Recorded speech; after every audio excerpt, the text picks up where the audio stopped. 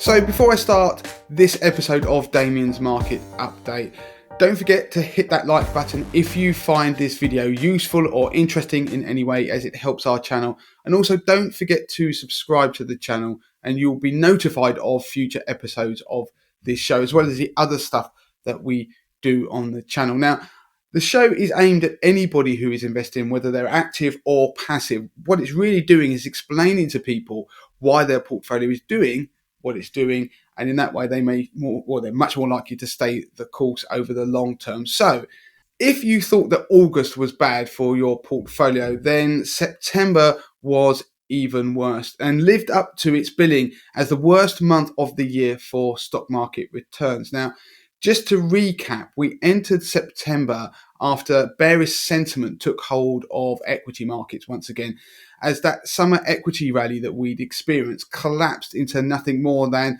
yet another bear market rally in 2022. Now, if you take the S&P 500 as an example, after rallying towards its 200-day moving average in August, it collapsed in a heap and headed back towards 3,900 at the start of September, as investors realized that they'd misjudged the supposed Fed pivot. So that was where the market started to bet that the US Federal Reserve would be much more dovish, i.e. cut or not hike interest rates as quickly and ultimately end up possibly cutting them sooner rather than later. Well, after getting that wrong, we saw the weakest August performance for US stocks since 2015, and that was swiftly followed by the worst September since 2002. Now, as I've mentioned, September is historically the weakest month of the year for most equity markets, and history suggested that for the S&P 500, we were always likely to see a fall of around 1%, but what we got in September 2022 was a fall of 9%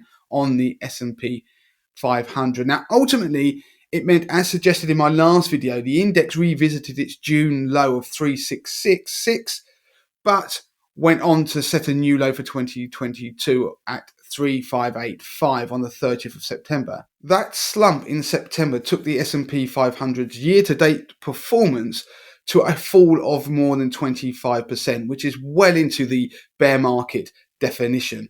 Now, equity market carnage was not just isolated to the US, it was global, in fact. And during September, just to illustrate the point, the MSCI All Countries Asian ex-Japan index fell over 10%. The MSCI EM index, that's the emerging market equivalent, fell 9.5%.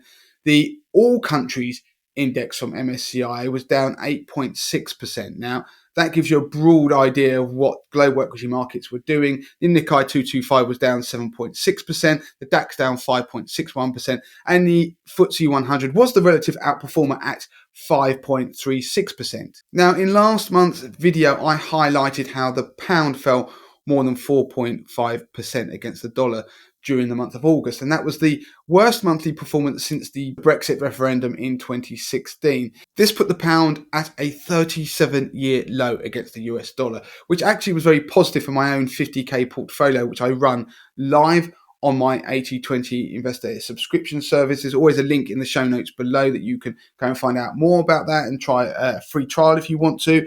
Now, in September, the pound fell even further, crashing another 8% down towards $1.03, which was an all-time low for the dollar-pound exchange rate. So that's another currency kick for my own portfolio, and those of you who also had some exposure to a weaker pound. But it wasn't just a strong US dollar story, it was a UK economic crisis story. So it meant the pound fell against pretty much every other currency you care to think of, giving a nice boost to any overseas assets that you have when they're converted back into pounds. Now, it meant that your portfolio would be insulated from the worst of the overseas market falls, but obviously not all of them. Now, a good example of that is the S&P 500, because if you take account of the weakness in the pound, well, it reduced that 9% loss that I mentioned earlier for the month of September, and it brought that down to a loss of 5.4%. Now, that's still pretty appalling, but it's better than it could have been otherwise. Now, what caused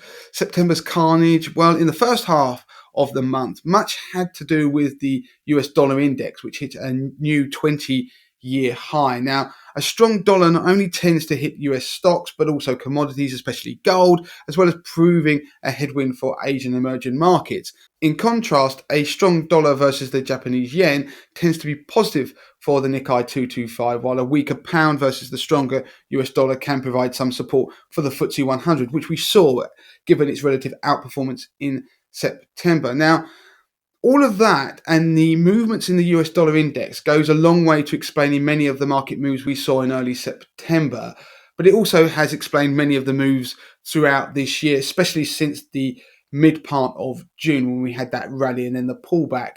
Obviously, we saw in August into September, but it's never a given. Just because the dollar goes up and down, sometimes assets don't behave quite as you think they should. Now, in the second half of September, things changed. It wasn't all about the dollar. A bit of seasonality came into effect as well, because the second half of September historically is always much weaker than the first half. Now, that's pretty bad, given that September's a pretty dire month anyway.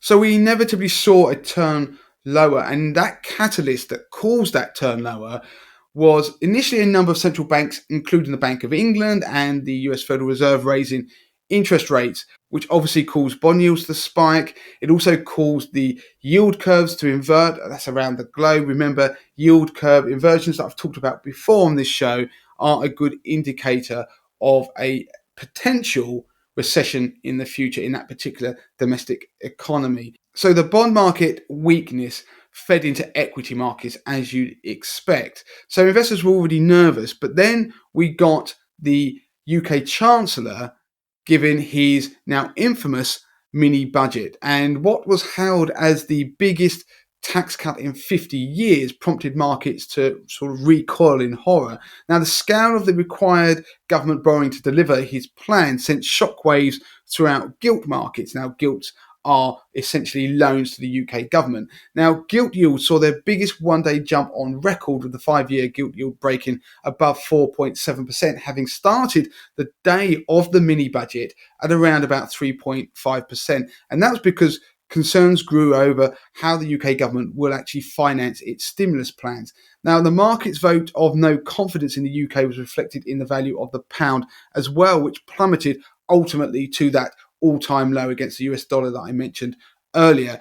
Now, that jump in gilt yields that I've mentioned might not sound a lot, but it is, because that is the sort of move you'd see in maybe months or years to actually pan out. We saw that happen in a matter of days. And so that caused repercussions and shockwaves to go throughout government bond markets around the world. And that ultimately caused stock markets to pull back. In the UK, we saw the mortgage market basically freeze up, with 40% of deals actually pulled, and we even saw pension funds come close to becoming insolvent because of the collapse in the value of the gilts that they were holding. Now, I'm not going to go into the details of how and why, but it meant that the Bank of England, which does have an inflation mandate that I talk about a lot on this particular show, but it also has a mandate to ensure financial stability in markets. So basically, the markets are functioning properly. So they had to step in to the UK gilt market. They had to backstop it effectively by promising to buy unlimited amounts. If there is a limit on a daily basis, and that limit is around about £5 billion, but they haven't put an end date to that whole program. Essentially, the Bank of England, by promising to buy gilts to be able to keep a lid on the yields, caused QE to start again. So that is an unusual situation that we are now in. So on the one hand, we've got the Bank of England raising interest rates, but at the same time, they're also starting quantitative easing again.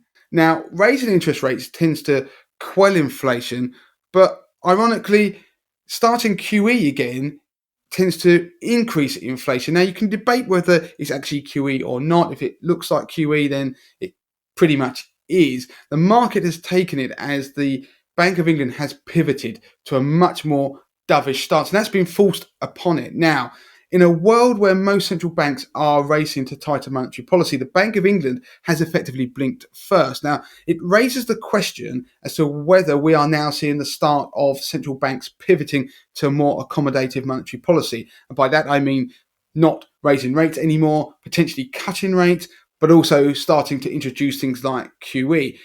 If it is, then that could signal the bottom of the market. Don't forget, if you go back to the 23rd of March 2020, that was at the depth of the pandemic, then the US Federal Reserve entering the market, supporting it through measures like QE, actually was the bottom of the market. And from that point on, the equity markets kicked on, and the rest is history. We had a huge bull market. Now, are we going to see the same again? And certainly as we enter October, equity markets, fresh from their 2022 lows, have exploded higher. Give an example, the S&P 500 has leapt more than 5% in the first 2 trading days of the month. That is the best start to a month on record, as investors bet that the US Federal Reserve will now follow the Bank of England's lead and pivot to more accommodative monetary policy. Now, we saw similar powerful moves right across equity markets around the globe, but is this rally sustainable? Now, I don't know whether it is or whether it isn't. I don't think anybody really does. But the best way perhaps of describing it is that equity markets have been here before. If you go back to the July period into August, then the market was trying to front run a pivot by central banks, meaning they were going to go from tight, hawkish monetary policy to that more accommodative, dovish monetary policy. We're at that stage again. So they're betting that the pivot has already happened or is about to happen. And of course, we have to then think back to what happened last time. Well, we know it ended up being another bear market rally, and we then went down to new lows for 2022. It doesn't mean that we're going to see that now, but bear it in mind. The thing is, you don't have to be first in calling a market bottom. In fact, you never have to really call a market bottom. You just have to be right. So when the trend starts and continues, then you can take advantage of it then. Now, I've done that using 80/20 Investor for all the 7 years I've been running my portfolio. And as I often mention, it's best to be right rather than first. Now, of course, seasonality has been playing a big part in markets of late. And the good news is that October is seasonally a positive month for equity markets. And also, we start going in towards that Christmas run-in, which again is positive for equity markets. And of course, we'll be talking about the Santa rally later in the year. So right now, it feels like we've had a hurricane in equity and bond markets and even currency markets in September. And we've now come out the other side in the relative calm. We're seeing things starting to stabilize. But the question really is the storm gone, or are we just in the eye of the hurricane and the worst is yet to come? We won't know for now, and we'll have to look what's going to happen in the days and weeks ahead. And one headwind that could be on the horizon is obviously we're going to start getting earnings reports again soon as we enter the next earnings season. And has the market factored in the disappointment that we might get during that earnings season? We'll have to wait and see. So that is it for this month's show. As ever, if you've enjoyed that, found that useful, please hit that like button and don't forget to subscribe to our channel. And also ask questions in the comments section and I'll do my very best to get back to you and answer those for you. So until next time.